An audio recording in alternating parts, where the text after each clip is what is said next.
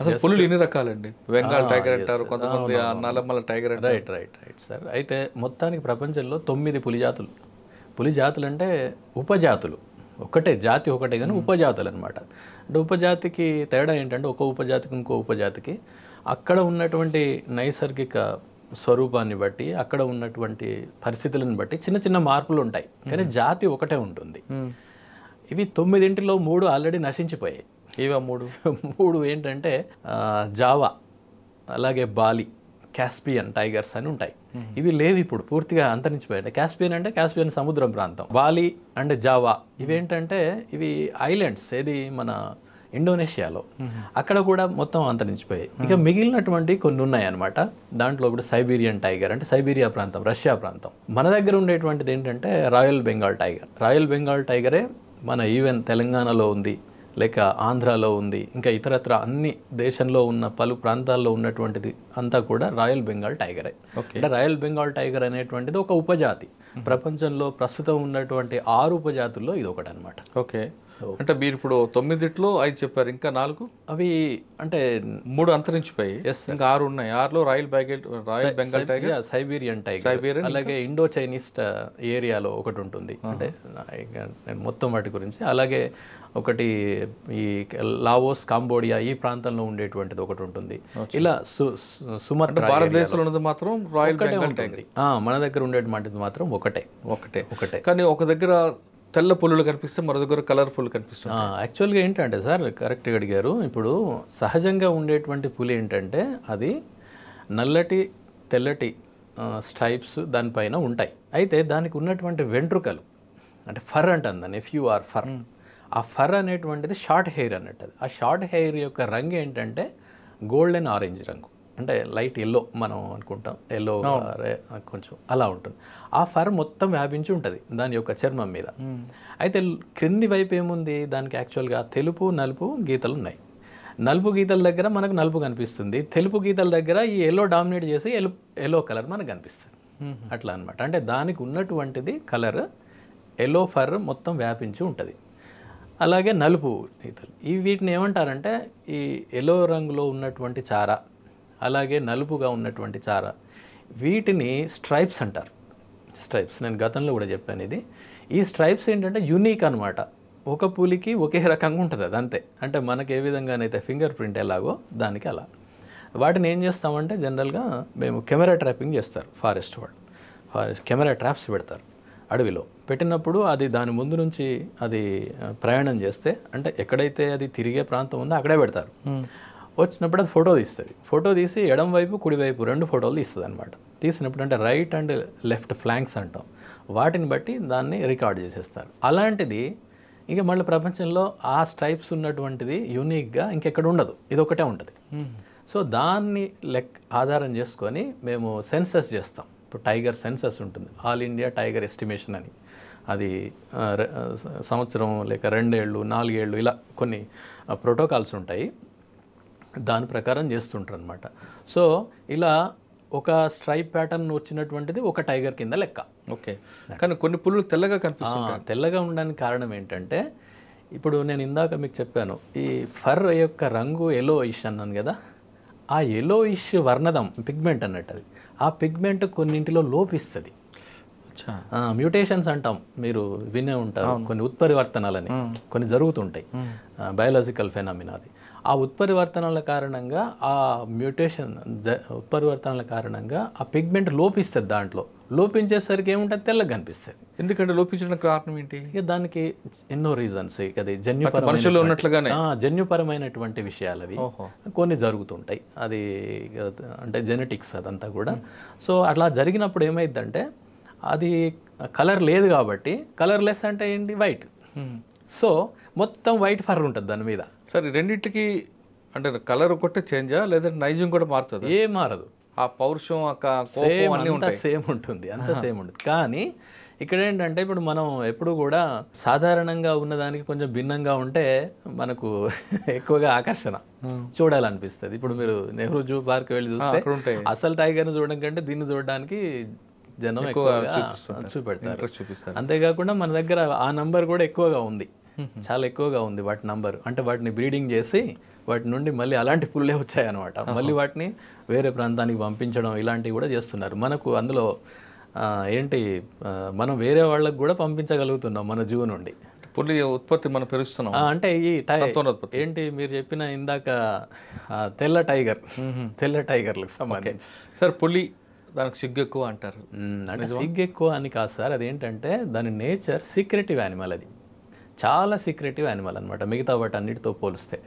ఏవైనా వన్యప్రాణులన్నీ కూడా shy animals ఎప్పుడు కూడా, అంటే మనుషులతోటి ఉండవు. అవి ఉండేది అడవిలో మనుషులు ఉండరు.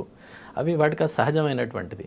ఇది కూడా ఏంటంటే యాక్చువల్గా అది డెన్స్ జంగల్ యానిమల్ అనమాట. అంటే దట్టమైన అడవుల్లో ఉండేటువంటి యానిమల్ అది. సో దానికి సహజంగానే అది నిగూఢంగా ఉండేటువంటి లక్షణం కారణంగా అది దూరం ఉంటుంది. కాబట్టి దాన్ని మనం ఏదో సిగ్గు అని అనుకుంటాం. సిగ్గుపడడం అలాంటిది అలా అని కాదు. దాన్ని జైవికంగా చూసినప్పుడు, అంటే జైవికంగా బయాలజికల్గా చూసినప్పుడు అది సీక్రెటివ్ యానిమల్, చాలా సీక్రెట్గా ఉంటుంది. అందుకనే నేను గతంలో కూడా చెప్పాను, అది మనం దాన్ని చూడడానికి వెళ్ళినప్పుడు అది ఎప్పుడో చూసేసి రిట్రీట్ అయ్యి వెళ్ళిపోతుంటాయి. జనరల్గా వెనక నుంచి వెనకే వెళ్ళిపోతాయి. ఎందుకంటే because of it's secretive nature, దానికి ఉన్నటువంటిది అది. ఓకే, అట్లా అనమాట. సార్ పులి మేటింగ్ ఎప్పుడు చేస్తుంటుంది? అంటే అది జనరల్గా ఎప్పుడూ ఉంటుంది. దానికి ఇలా సంవత్సరానికి ఎన్నిసార్లు ఎంతైనా ఉండొచ్చు. అది దీనికి ఖచ్చితంగా ఇంత అని దాని గురించి పెద్ద అధ్యయనాలు అంటే ఇదే టైం అని నిర్ణయించలేదు ఎక్కడ కూడా. జనరల్గా ఇయర్లీ మొత్తం సంవత్సరం పొడవునా ఎప్పుడైనా జరగవచ్చు. పిల్లలు వచ్చిన తర్వాత పిల్లలకి రావడానికి ఎంత టైం పడుతుంది మేటింగ్ అయిన తర్వాత? దాని గర్భావధి కాలం అదంతా 110 days వరకు ఉంటుంది. 110 daysలో పిల్లలు వచ్చేస్తాయి. పిల్లలు ఎన్ని రావచ్చండి? మ్యాక్సిమం మనం 4 నుంచి 6, 2, 4, 6 ఇలా అంతే మ్యాక్సిమం అనమాట. 5, 6 అనేది చాలా ఎక్కువ. 5 వరకు నేను విన్నాను. సరే 5 అనుకుందామండి. పులి ప్రెగ్నెంట్ అయిన తర్వాత మగ పులి ఆమెతో ఉంటుందా? లేదు, వెళ్ళిపోతుంది. అది ఎప్పుడు కూడా అట్లా ఉండవు. ఒకసారి మేటింగ్ జరిగిన తర్వాత అది వెళ్ళిపోతాయి అంతే. ఇప్పుడు మేటింగ్ కోసం కలుస్తాయి అంతే, కలిసిన తర్వాత వెళ్ళిపోతాయి. ఎందుకంటే మళ్ళీ ఇదే నేను ఇందాక చెప్పింది, బయాలజికల్ నేచర్ ఏంటంటే టైగర్ అనేది సాలిటరీ యానిమల్. సాలిటరీ అంటే ఏకాంతంగా ఉంటుంది. ఏకాంతంగా ఎందుకు ఉంటుంది అని అంటే అది డెన్స్ జంగల్ యానిమల్. అంటే దట్టమైన అడవిలో ఉండేటువంటివి గుంపుకి ఎట్లా ఉండగలుగుతాయి? ఉండలేవు. ఇంకోటి ఇదేంటి, ప్రిడేటర్. ఇది ప్రిడేటర్ అంటే వేరే వాటిని చంపి తినాలి. ఇదే 4-5 గుంపుగా ఉన్నాయి అనుకోండి, ఆ వచ్చేది దాన్ని 4-5 ఉండడం వలన డిస్టర్బ్ అయ్యేది వెళ్ళిపోతుంది కదా. ప్రే అంటే ఆహార జంతువు. కానీ కొన్నిసార్లు గుంపులుగా కనిపిస్తాయి కదండి పుల్లు. పుల్లు కనిపించవు మీకు ఎప్పుడు కూడా. ఒకవేళ కనిపించింది అంటే దాని అర్థం ఏంటంటే అది దాని కబ్స్ తోటి ఉందన్నమాట. ఈ కబ్స్ తోటి నేను వరుసగా చెప్తాను మీకు. ఇప్పుడు పిల్లలు కలుస్తాయి, వెళ్ళిపోయిన తర్వాత that will lead to pregnancy and పిల్లలు వచ్చేస్తాయి. సపోజ్ 4 పిల్లలు వచ్చాయనుకోండి, 2 పిల్లలు రావచ్చు, 4 రావచ్చు, 5, 6 అనేది మ్యాక్సిమం అండి. అంతకంటే ఎక్కువ రావు ఎప్పుడు కూడా. అయితే ఇది ఏం చేస్తుందంటే ఆడపులి that tigress will take care of its cubs అంతే. ఈ మగపులికి ఏమాత్రం సంబంధం ఉండదు, రాదు కూడా. ఎందుకంటే దాని నేచర్ వేరు. ఇప్పుడు మళ్ళీ దాని దట్టమైన అడవులలో ఉండేటువంటివి ఇదొక అడవిలో ఉంటుంది, అంటే ఇదొక ప్రాంతంలో ఉంటుంది, అదొక ప్రాంతంలో ఉంటుంది అంతే. జస్ట్ మేటింగ్ కోసం అది వస్తుంది అంతే, తర్వాత వెళ్ళిపోతుంది. లేక ఇదైనా వెళ్ళొచ్చు, అదే రావాలని కూడా ఏం లేదు. అది చాలా బయాలజికల్ విషయం అంతే. దాంట్లో పెద్ద మనం చూడడానికి ఏం లేదు అందులో. అది బయాలజికల్. ఎందుకంటే తన సంతతిని పెంచాలి కదా. సంతతి అంటే ఇక్కడ ఏంటి, జాతి యొక్క సంతతి. ఇప్పుడు ఆ రిప్రొడక్షన్ అనేది, మేటింగ్ అనేది లేదనుకోండి, ఆ జాతి అందరితో అంతరిస్తుంది కదా. ఈ విషయము అన్ని జీవజాతులకు వర్తిస్తుంది. అది మొక్కలు కావచ్చు, జంతువులు కావచ్చు, ఏవైనా కూడా. అంటే రిప్రొడక్షన్ అనేది it's a very very essential part. లేకపోతే ఆ జాతి అంతరించే అవకాశం ఉంటుంది. ఆ జాతి అంతరించిందంటే ఆవరణ వ్యవస్థలో అది పోయింది అంటే ఆ పని చేసేవాళ్ళు ఎవరు ఉండరు. పులి తన పిల్లల్ని ఎలా పెంచుతుందండి? వేటలు నేర్పుతుంది. ఎస్, ఏంటంటే ఆడపులే పూర్తిగా దానికి రెస్పాన్సిబుల్. ఇది పిల్లలు పుట్టిన దగ్గర నుండి అవి ఈవెన్ కళ్ళు తెరవడు. మనం పిల్లిని మీరు చూసుంటారు, పిల్లి ఏ విధంగానైతే సంరక్షిస్తుందో కొన్ని రోజుల తర్వాత కళ్ళు తెరుస్తాయి. అప్పటి నుండి పూర్తిగా దాని బాధ్యత. అది చాలా ఏమంటారంటే కొన్ని పుస్తకాల్లో వాటిలో చాలా చదివినప్పుడు లేక మనం చూసినప్పుడు తెలుస్తుంది, అది చాలా రూత్లెస్ ప్రొటెక్టర్ అనమాట.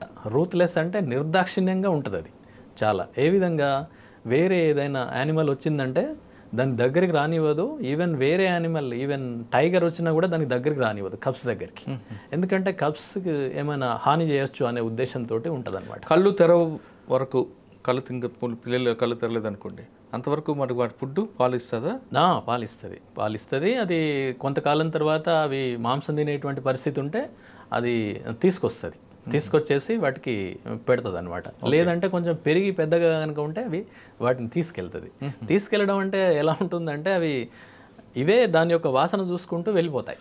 తల్లి వాసన తల్లి ముందు వెళ్ళిపోతూనే ఉంటుంది. ఇప్పుడు మనం ఏదో పిల్లల్ని పట్టుకొని పోయినట్టుగా కుదరదు కదా యానిమల్స్లో, అది ముందు వెళ్ళిపోతున్నప్పుడు ఏంటంటే వాటికి కొన్ని ప్రత్యేకమైనటువంటి ఏర్పాట్లు ఉంటాయి. ఇప్పుడు తల్లి వెళ్తున్నప్పుడు దాని యొక్క పగ్ మార్క్స్ పడుతుంటాయి కదా, పడ్డప్పుడు ముద్రలు, ఆ ముద్రల్లో దాని యొక్క వేళ్ల సందుల్లో అక్కడ నుంచి కొన్ని రకాల సీక్రేషన్స్ వస్తుంటాయి, స్రావాలు. ఆ స్రావాలు కింద అది అడుగు వేసినప్పుడల్లా కొన్ని పడ్డప్పుడు ఈ చిన్నగా ఉంటాయి కదా వెనక కప్స్, ఆ వాసన చూసుకుంటూ ముందుకెళ్ళిపోతాయి. అంతేకాకుండా పెద్ద ఇప్పుడు టైగ్రెస్ ముందు వెళ్తున్నప్పుడు దాని చెవుల వెనక భాగంలో తెల్లగా ఉంటుంది. ఆ తెల్లగా ఉన్నదాన్ని కూడా ఇవి గమనిస్తుంటాయి వెనకుండి, అది దాన్ని చూసుకుంటూ కూడా వెళ్తుంటాయి. అలా కొన్ని ప్రత్యేకమైనటువంటి ఏర్పాట్లు ఉంటాయి. అట్లా ఆ కారణంగా అవి ముందుకెళ్తాయి. కానీ ఒక్కొక్కసారి తల్లి లేకుండా పిల్లలు బయటకు వస్తుంటాయి. ఏం చూసి అప్పుడు ఏంటంటే అవి కొన్నిసార్లు పిల్లలు కదా, అవి వాటికి అనుభవం ఉన్న కారణంగా ఏదో కొంచెం ఇంట్రెస్టింగ్గా ఉండడం, ఏదన్నా తెలియక బయటకు వస్తాయి. కానీ అది చాలా డేంజర్ అనమాట. అవి అట్లా రావడం వలన వేరే ప్రిడేటర్స్ అంటే కుక్క జాతులు ఏంటి, వూల్ఫ్ లాంటివి, హైనా లాంటివి, అట్లాంటి వాటి చంపేస్తాయి. ఎందుకంటే వాటికి ఆహారం అది అంతే.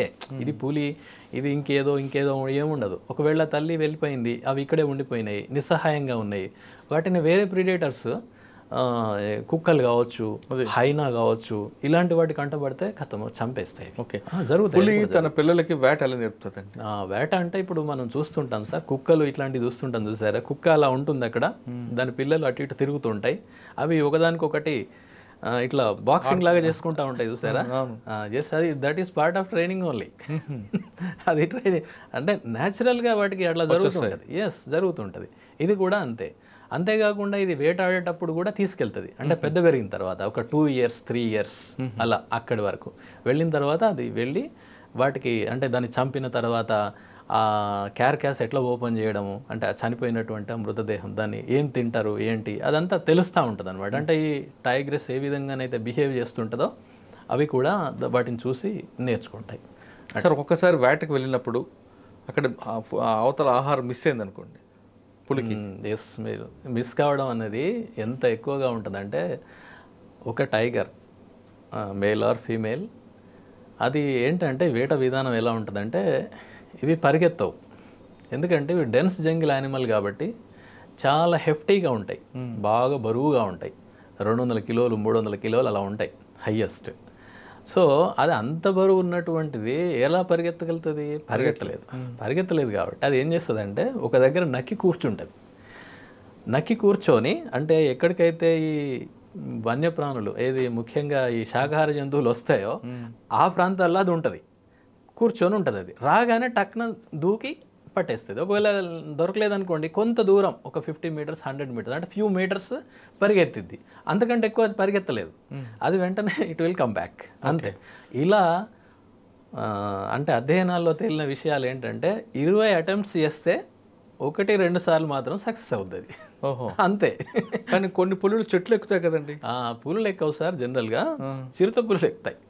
చిరుత పులులు ఏంటంటే సన్నగా ఉంటాయి, స్లెండర్గా ఉంటాయి, అవి వేగంగా వెళ్ళగలిగేటువంటి శారీరకంగా అనువుగా ఉంటుంది అనమాట. దానికి అంటే శరీర సౌష్ఠవం పరిగెత్తడానికి అనుకూలంగా ఉంటుంది. కానీ టైగర్ విషయంలో అలా కాదు కాబట్టి అది ఎక్కదు. ఒకవేళ ఎక్కినా అది ఫ్యూ సెకండ్స్ కొంత దూరం పైకి ఎక్కేసి కిందికి వచ్చేస్తుంది. ఎందుకంటే వేటాడలో 20 సార్లు అయితే ఒకసారి దొరుకుతుంది, 1 లేక 2 సార్లు అంతే, మిగతా అన్ని ఫెయిల్యూరే. ఇవన్నీ కప్స్ నేర్చుకుంటాయా? నేర్చుకుంటాయి. వాటి క్రమంగా తెలుస్తుంటుంది వాటికి, ఎందుకంటే తల్లితోటి ఉంటాయి కాబట్టి నేర్చుకుంటాయి. అంతేకాదు ఇంకేంటంటే పిల్లల్లో కూడా ఇది ఒక 3 ఏళ్ళు 4 ఏళ్ళు అప్పటి వరకు తల్లే పెంచుతుంది పూర్తిగా. ఆహారం తీసుకొచ్చి పెట్టడము, ఈ ట్రైనింగ్ ఇవ్వడము, ఇలాంటివన్నీ జరుగుతూ ఉంటాయి. కానీ ఇక్కడ ఏంటంటే ఇవి కొన్ని నేను ఇందాక చెప్పాను కదా, ఇందులో కూడా కొన్ని చనిపోతాయి. చనిపోవడానికి కారణం ఇతర ప్రిడేటర్స్ లేక డిసీజెస్ కూడా కావచ్చు. ఇప్పుడు మనం అంటేనేమో మనకు అన్ని రకాల మెడికల్ ఫెసిలిటీస్ ఉంటాయి, ఏది జరిగినా కూడా వెంటనే వాటికి ఏమి ఉండవు కదా, న్యాచురల్గా ఉన్నటువంటివి. కాబట్టి అది ఏ యానిమల్ అయినా కావచ్చు, టైగర్ కూడా దానికి అతీతం ఏం కాదు. కొన్ని చనిపోతాయి. అవి మొదటి కొన్ని నెలల్లోనే 50% చనిపోతాయి. అచ్చా, 50% అంటే ఒక 4 ఉన్నాయనుకోండి, 1-2 చనిపోవచ్చు మొదటి కొన్ని నెలల్లోనే. తర్వాత ఆ తర్వాత 3-4 ఏళ్ళ చేరిన తర్వాత ఏంటంటే తప్పనిసరి తల్లిని వదిలిపెట్టి వెళ్ళిపోతాయి. ఎందుకంటే ప్రత్యేక జీవనం, తనదంటూ ఒక ప్రత్యేక జీవనం ఉంటుంది కదా, అలా దాన్ని వీనింగ్ అవే అంటారు అనమాట, వదిలేసి. ఎందుకు అంటే ముఖ్యంగా మగపులులు ముందు తప్పనిసరి వదిలిపెట్టేసి వెళ్ళిపోతాయి. మగపులులు ఎందుకు, మగపులి కూడా అక్కడే ఉంటే మగపులికి మళ్ళీ మదర్ ఉంది కదా, వాటి మధ్యలో మళ్ళీ బ్రీడింగ్ జరగకుండా, జరిగితే ఏమవుతుంది మనం చూస్తున్నాం చూడండి, మేనరికాల కారణంగా చాలా రకరకాల అబ్నార్మాలిటీస్, జెనెటిక్ ఇష్యూస్ వస్తున్నాయి చాలా వరకు మన లోపల, ఏంటి దగ్గరి బంధువుల మధ్యలో. అయితే నేచర్లో ఇది ఉందన్నమాట. టైగర్ విషయంలో అది చేస్తుంది. ఎలా అంటే తల్లి వీటిని బయటికి పంపించేస్తుంది, ముఖ్యంగా మగపులులు. అవి బయటికి వెళ్ళిపోతాయి, పూర్తిగా బయటికి వెళ్ళిపోయి తన టెరిటరీ తను ఏర్పాటు చేసుకోవడానికి దూరంగా వెళ్ళిపోతాయి. దానికి ప్రధానమైనటువంటి కారణం ఏంటంటే ఇన్బ్రీడింగ్ని అవాయిడ్ చేయడం. ఏంటి అంతఃక ప్రజననం లోపల ఉన్నటువంటిది, అంటే విదిన్ కుటుంబం అక్కడ ప్రజననం కనుక జరిగితే, అక్కడ ప్రత్యుత్పత్తి కనుక జరిగితే దాని నుండి వచ్చేటువంటి సంతానం చాలా వీక్గా ఉండే అవకాశం ఉంటుంది, జెనెటిక్ డిజార్డర్స్ ఉంటాయి. కాబట్టి దాన్ని అవాయిడ్ చేయడం కోసం నేచర్లో ఇలాంటి ఆల్రెడీ ఇన్బిల్ట్గా ఉంటాయి, వాటికి సహజాతాలు అనమాట, ఇవన్నీ ఇన్స్టింక్ట్స్ అంటే. తల్లి పంపిస్తుందా, దీనికి ఆ లక్షణం ఉంటుంది, తల్లి కూడా పంపించేస్తుంది. సో వెళ్ళిపోతాయి. ఆడపుల్లు అయితే మాత్రం ఆడపులులు కొంతకాలం ఉంటాయి, ఉండి తల్లి యొక్క టెరిటరీలో కొంత భాగాన్ని ఒకవేళ షేర్ చేసుకుంటే చేసుకోవచ్చు, కానీ అవి కూడా వెళ్ళిపోతాయి. కానీ ముఖ్యంగా మగపులులు మాత్రం దగ్గరలో అసలే ఉండవు. ఓకే, బయటికి వెళ్ళిన తర్వాత ఒకే తల్లి కడుపుడు పుట్టిన ఆడపులి మగపులి కలిసే అవకాశం ఉంటాయి అంటే జరిగే ఛాన్సెస్ ఉంటాయి. కానీ ఇప్పుడు ఏమవుతుంది, నేను ఇందాక చెప్పినట్టు మగపులి చాలా దూరంగా వెళ్ళిపోతున్నాయి కదా, కాబట్టి తగ్గుతాయి, అలా తగ్గేటువంటి అవకాశం ఉంది. ఓకే, తను పెట్టిన పిల్లల్లో 4 పిల్లలు పెట్టింది అనుకోండి పులి, ఒక 2 చనిపోయి అనుకోండి, అవి తీసుకెళ్ళి పాతడం అలా చేస్తుంటుందా, ఫీల్ అవుతుంటుందా ఏమన్నా? లేదండి, ఏం లేదు, న్యాచురల్గా చనిపోతాయి అంతే, ఏం లేదు. తల్లి లేదు అలాంటిది ఏమి ఉండదు, నేచర్లో ఏదో ఉండదు. అంటే కొన్ని కుక్కలు మీరు అన్నారు కదా, కుక్కలు అయితే కొంచెం బాధపడి తీసుకెళ్ళడం.